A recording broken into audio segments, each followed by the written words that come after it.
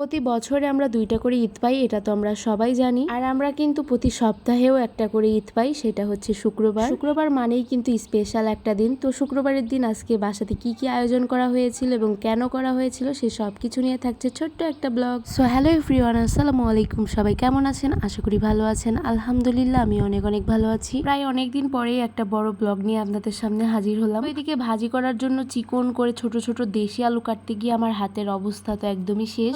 বেশি চিকন করে কাটতে পারিনি, একদম ছোট ছোট দেশি আলু এর জন্য আর কি। তো এইদিকে মাছ ভাজা করা হয়েছে, আমাদের পুকুরের তেলাপিয়ার ছোট ছোট মাছ, সাথে পটল ভাজি। আজকে আমি আর মা মিলেই রান্না করছিলাম। আর এই যে এই লেবুগুলো হচ্ছে আমাদের গাছের লেবু। ঈদের পর থেকে গরুর মাংস খেতে খেতে আর বেশি ভালো লাগছে না গরুর মাংস খেতে। ঈদের পরে দেশি মুরগি, দেশি মুরগের মাংস খাওয়া হয়েছে, কিন্তু পোল্ট্রি মুরগির মাংস ঈদের পরে একদিনও খাওয়া হয়নি। তো এইদিকে আমার প্রিয় আলু ভাজি করা শেষ, এখন পোল্ট্রি মুরগির মাংসগুলো মা এক এক করে কেটে নিচ্ছিল। আজকে মা পোল্ট্রি মুরগির মাংস বের করেছে রান্না করার জন্য। আর আমার এইদিকে তো পোল্ট্রি মুরগির মাংস দেখে পোলাও ভাত খেতে ইচ্ছা হয়ে গেছে প্রচুর। আজকে যেহেতু শুক্রবার, নামাজ পড়তে গিয়ে মসজিদে এই পোলাও গুলো নিয়ে আসছে। গাবলা ভর্তি যেই পোলাও ভাত গুলো দেখছেন, এগুলা কিন্তু বাসাতেই রান্না করা হয়েছে। আর এত বেশি করে রান্না করার কারণ একটাই, কারণ এই চাউলগুলো আমাদের জমিতে করা আর বেশি করে খাওয়া হয় এর জন্য। আর এইদিকে আবরারের বাবা তো আমাকে রেখেই খেতে বসে গেছে। আর এই খাবারগুলো কিন্তু কারোর জন্য স্পেশাল ভাবে রান্না করা হয়নি, আমাদের বাসার মানুষের জন্যই রান্না করা হয়েছে। আর আমাদের বাসার এই চিনি গুঁড়া পোলাও চাউলের ভাতগুলো রান্না করলে এত বেশি স্বাদ লাগে খেতে, আর রান্না করলে দেখতেও খুব সুন্দর লাগে। রান্নার শেষে ভাবলাম যে রহিদুলকে ইনভাইট করি দুপুরে হঠাৎ করে, কারণ আগে থেকে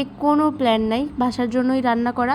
আগের দিন রাতেও রহিদুলেরা এসেছিল, এসে এই তো এটা ওইটা খেয়ে চলে গেছে, মানে খেতে দেওয়া হয়নি, তেমন কিছু রান্না করা ছিল না। ওর বাসা আর আমার বাসা একদম যেহেতু কাছাকাছি, মানে 10 মিনিটও লাগে না আসতে। তো মাও বললো যে ওকে ফোন দে, তো ফোন দিয়েই তো আসতে বলতেই চলে আসছে আমার ফ্রেন্ড রহিদুল। সে তো অনেকক্ষণ ছিল, আমরা অনেক ঘোরাঘুরি করেছি। তারপরে ঘুরতে ঘুরতে চলে গিয়েছিলাম কাকির বাসাতে। কাকির বাসাতে গিয়ে এই তো দেখেন, এই তো ছাদে উঠে আমরা সবাই ভিডিও বানাচ্ছিলাম। আর এইদিকে দেখে ও টিকটক বানাচ্ছিল, এইদিকে আমি চুপচাপ ভিডিও করছিলাম। সে দেখে তো পরে হাসতে হাসতে শেষ, আর আমিও তো হাসতে হাসতে শেষ। আর এইদিকে ও বলতেছে আমি নাকি ওকে ডিস্টার্ব করতেছি, একটাও টিকটক করতে দিচ্ছি না, এগুলো আর কি আপনাদেরকে বিচার দিচ্ছে। যাই হোক, সবাই মিলে একসাথে যখন হই, গল্প গুজব করতে করতে কখন যে সুন্দর মুহূর্তগুলো পার হয়ে যায় বুঝতেই পারি না। এদিকে ঘুরতে ঘুরতে সন্ধ্যা লেগে গেছে, আবরার ভাত খাবে, এর জন্য তাকেই তো গাড়ির ওপর বসিয়ে ভাত খাওয়াচ্ছিলাম। আগে যখন রহিদুল্লের বাসাতে গিয়েছিলাম, খুব তাড়াহুড়া করে গিয়েছিলাম, তবুও এত তাড়াহুড়ার মধ্যে আন্টি অনেক সুন্দর সুন্দর রান্না করে খাইয়েছিল। তো আজকে যেহেতু আমাদের বাসার মানুষের জন্য রান্না করা, রহিদুলকে তেমন কিছু খাওয়াতে পারিনি, যেমন গরুর মাংস রান্না করা হয়নি। আর গরুর মাংস খেতে খেতে ও নাকি বিরক্ত, আর আমরাও বিরক্ত, এর জন্য আর কি রান্না করিনি। আর যেহেতু হঠাৎ করে দাওয়াত দিয়েছি, তো অনেক কিছুই করা হয়েছিল না। তো যাই হোক, এতটুকুর মধ্যে দিয়ে আজকে বন্ধুকে খাওয়া দাওয়া করালাম। এরপরে সবাইকে একদিন একসাথে দাওয়াত দিব। এদিকে রহিদুল লুকিয়ে লুকিয়ে কি কি যে ভিডিও করতেছিল আর আমার নামে যে কি কি বলতেছিল, গাইস আমি নিজেও জানি না। তো এই ছিল শুক্রবারের ছোট্ট একটা ব্লগ। সবাই ভালো থাকবেন, সুস্থ থাকবেন, আল্লাহ হাফেজ।